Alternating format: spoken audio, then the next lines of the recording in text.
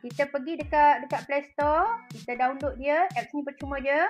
Kemudian you are open. Bila open, dia akan keluar macam ni. You are login dengan TikTok.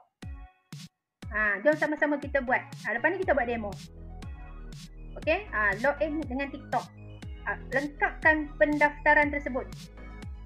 Okey, lengkapkan. Kemudian, okey, dia akan pergi dapat ruangan macam ni. Dekat button saya tu akan keluar paparan macam ni setelah kita lengkapkan registration kita tadi. Okey, dekat atas tu nanti dia minta kita edit nama. You all bubuhlah nama macam kat sini letak Ratu Cashback. Contoh. Okey, Ratu Cashback.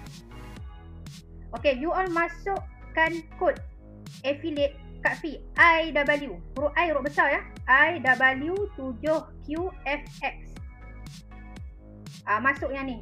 Sebab apa you all perlu masuk? Kami bagi penerangan dua. Sebab bila you all tekan, you all enter sahaja affiliate Kak Fi ni, you all akan dapat extra cashback RM150 daripada Mova.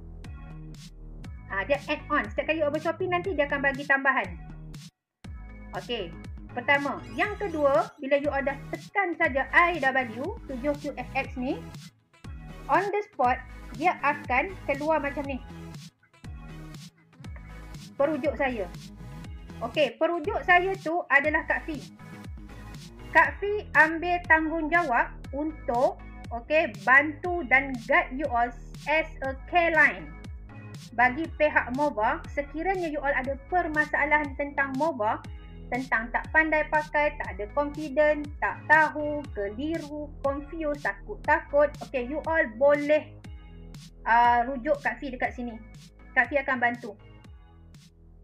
Okey, akan guide you all sampai you all happy, dapat shopping, dapat cashback lepas ni.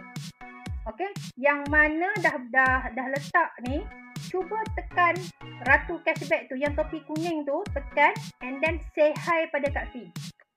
Mana yang say hi pada Kak Fi akan bagi 6 hingga 7 video panduan, okey, bagaimana you all nak happy bershopping